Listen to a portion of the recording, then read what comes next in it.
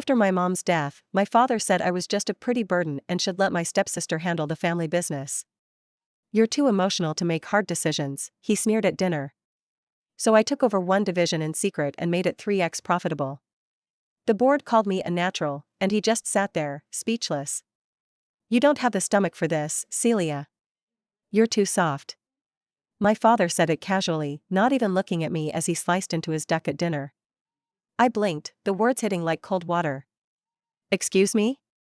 I asked. "You're a beautiful girl, but business needs a certain hardness. That's why Lyra will be stepping in. She's already reviewing the books." He smiled then. As if it was settled. That was the last normal dinner I ever had with my father. I didn't even cry that night. That came later, after the shock settled, after I sat in my car outside the house my mom had designed, wondering how someone could be so calculating less than a month after her funeral. My mother, Marianne Ashford, wasn't just a businesswoman. She was a force. She built Ashford and Crane Imports from nothing, starting with a tiny warehouse in the South Loop and ending up with a 15-story office near the Chicago River, and distribution deals across 3 continents. When I was in college, she'd call me from Tokyo or Milan and ask about my marketing exams like it was the most important thing in her day. She never missed a single milestone in my life, no matter how packed her schedule was. And then, one random Tuesday morning, she collapsed in her office. The aneurysm took her before the paramedics even arrived. I hadn't left her bedside, her body, really, for hours after. Gerald was already on the phone, making funeral arrangements, contacting board members, and managing logistics. I couldn't process anything. I just sat with her. Held her hand. Tried to imagine what the world would be like without her. It turned out, the world without her was much colder. And far more cruel than I expected. My father had always been more of a background figure in our lives. He married my mother after she'd built her name. He was practical and formal, a man who wore cufflinks to casual brunches and treated family like a side note to his career. He worked as our in-house counsel and gradually carved out a role for himself in operations. But he was never the heart. Never the visionary. I had been by my mother's side in every important meeting from the time I graduated college. She treated me as her partner, not just her daughter. We spent months living out of suitcases, visiting suppliers in Florence and textile artisans in Kyoto. I wasn't just some rich girl tagging along. I worked. I negotiated. I pitched. I knew the business inside and out. But to Gerald, I was a liability now. An emotional, grieving daughter who needed to be put out of the way. And Lyra, his daughter from a previous marriage, was apparently his solution. I'd met Lyra maybe twice before all this. She was always distant. Well-dressed, polished, and uninterested in me. The kind of woman who corrected your mid-sentence and never broke eye contact. She had an MBA from Wharton, sure. But she didn't know the difference between selvage and organza. She couldn't tell you how to spot a bad dye job from across the room, or how to charm a 4th-generation Indian dyer into shaving 10% off a bulk order. And yet, there she was, brought in like a savior. I was quietly demoted. My name wasn't removed, not officially. But my office was relocated. My calendar cleared. I was now consulting on creative direction. Which meant I was expected to sit quietly and stay out of the way. I tried to protest. Once. Gerald didn't yell. He didn't argue. He simply said, "Marianne's gone. It's time to be realistic." That phrase hung in the air like smoke. What no one noticed was that I wasn't interested in taking over for the sake of ego. I wanted to honor my mother's vision. But more than that, I knew the company. And I wasn't going to stand by while they gutted it from the inside. So I made a decision. Ashford and Crane had 6 main divisions. The digital strategy team was the smallest, barely funded, 1 manager, and a couple of web interns. It was viewed as a side project. A modernization attempt that never quite took off. But I knew the data. I'd seen the margins on direct-to-consumer sales. I knew what the future looked like. I asked Gerald if I could help out there. He waved me off with a shrug. "Play CEO over there all you want," he muttered. "Just don't interfere with real operations." So I played CEO. Quietly. I moved into the dusty digital office at the far end of the 8th floor. Hired 2 people out of my own pocket, former classmates with web dev and digital branding skills. We worked long nights, sometimes sleeping on the couch. I restructured the site, rebuilt the e-commerce platform, negotiated with our top-tier Italian and Japanese suppliers to launch a limited luxury collection exclusively online. I sent out newsletters under my mother's name. Curated content around the heritage of our fabrics. Positioned us as both timeless and modern. I made the brand feel personal again. Orders started pouring in. 3 months in, our monthly revenue had doubled. In 6 months, it had tripled. We weren't just profitable, we were outperforming corporate sales. Still, I said nothing. Then came the quarterly board meeting. I showed up in silence, uninvited, wearing one of the sapphire cashmere wraps we'd just sold out in 3 days. The boardroom was filled with familiar faces, men and women who had known me since I was a teenager trailing my mother in heels too big for me. Gerald blinked in surprise. Lyra looked vaguely irritated. Celia, this is a high-level strategy session, Gerald began. The CFO cut him off. Actually, she's on the agenda. Presentation from digital strategy. He looked stunned. I stood and delivered a full report. Revenue projections. Conversion metrics. Customer retention. I showed that our digital collection had not only increased sales but brought in a younger, more global demographic. We'd lowered overhead and improved fulfillment times through new logistics partnerships I brokered myself. When I finished, the room was dead quiet. Then Amelia, the CFO, smiled and said, "You're a natural." I didn't look at Gerald right away.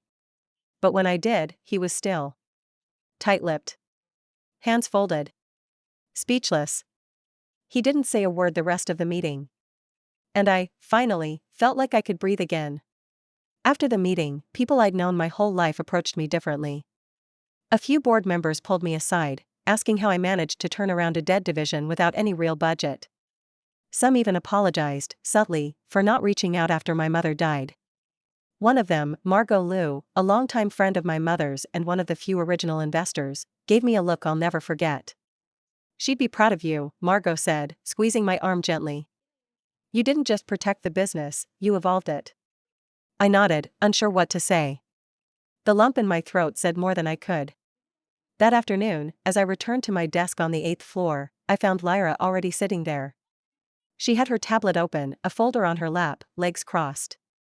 She didn't look angry. Just appraising. "You really kept this quiet," she said. "I didn't think I needed to report to you," I replied calmly. Lyra closed her tablet. "I suppose not. But you realize what this means now. The board's going to start asking questions. They'll want more from digital. They might even start asking about leadership." "I'd welcome the conversation," I said, and I meant it. Lyra watched me for a moment. "This wasn't what I expected," she finally admitted. I didn't respond. I didn't feel the need to explain myself. And for once, it felt like she understood that. She left without saying anything else. In the following weeks, things shifted, quietly but unmistakably. Gerald no longer called the morning briefings. Lyra began deferring to me in strategy discussions. I started receiving CCs on high-level communications, then invitations to dinners with suppliers and investors. The digital team was given a full budget and authorization to hire. But it wasn't all triumph. The weight of what I was doing, the grief still simmering under everything, was always there. The nights were long.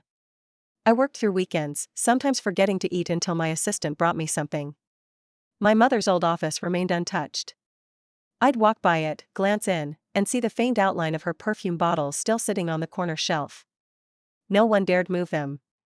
One evening, I found myself staring at one of her old vision boards, still tacked up, dusty but preserved. Words like honor, innovation, ethical sourcing, and legacy were written in her neat handwriting. Below it, magazine clippings of artisan women in villages we'd visited together, swatches of fabric pinned in rows, a small photo of the two of us from Milan tucked in the corner. I sat in her chair for the first time since the funeral and cried. Not because I was overwhelmed, but because I finally realized what she'd been preparing me for all along. It was never about taking over. It was about carrying it forward, intact. Gerald, meanwhile, shrank into the background. I rarely saw him around the building anymore. He returned to his original legal counsel role, but with less responsibility. I noticed his name came up less in company emails. Fewer people mentioned him in meetings. When they did, it was with a tone of distance. I don't know if he felt remorse. If he realized what he'd said to me, how cruel it had been. He never apologized. Not once. And perhaps that hurt more than anything. Not betrayal, but indifference. There was a moment, though, that sticks in my mind. It was late on a Thursday, almost 9 p.m., and I was walking past the conference room on my way out. I saw him inside, alone, going over papers in the dim light. He didn't notice me at first. But then he looked up, and for a brief second, our eyes met. He didn't look angry. He looked small. Like someone who'd bet on the wrong horse and knew it, but couldn't admit it out loud. I gave a polite nod and kept walking. Not out of pettiness. Out of peace.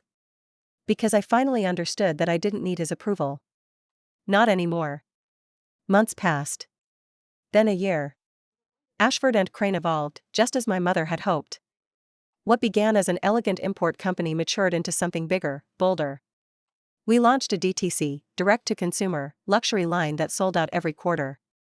I partnered with women-led textile co-ops across India and Morocco, offering fair wages and profit-sharing models. We expanded into sustainable packaging. We got picked up by a major feature in Architectural Digest and were listed as one of Forbes' 10 women-led brands to watch. And then came the board vote. It was a bright April morning, unseasonably warm for Chicago, and the meeting room was filled with a tense quiet. The agenda had been sent a week earlier, discussion of C-suite restructuring. I knew what was coming, but I wasn't sure how it would go. Gerald was there. Lyra too. Several of the board members looked vaguely uncomfortable, others neutral. Amelia, our CFO, sat at the head of the table with her hands folded. "We've reviewed the past year's growth," she began. "It's clear that the company's direction under Celia's innovation leadership has brought in substantial results, both in revenue and reputation." There were murmurs of agreement. Then, finally, she said it. "We believe it's time to formally appoint Celia as CEO." The air shifted. My breath caught. I looked around. Faces nodded, some smiled, one clapped softly. Gerald didn't say a word. He sat in silence, his lips drawn into a thin line, his hands clasped together in his lap. I watched his jaw tighten, then relax again. He looked at Lyra, then at me.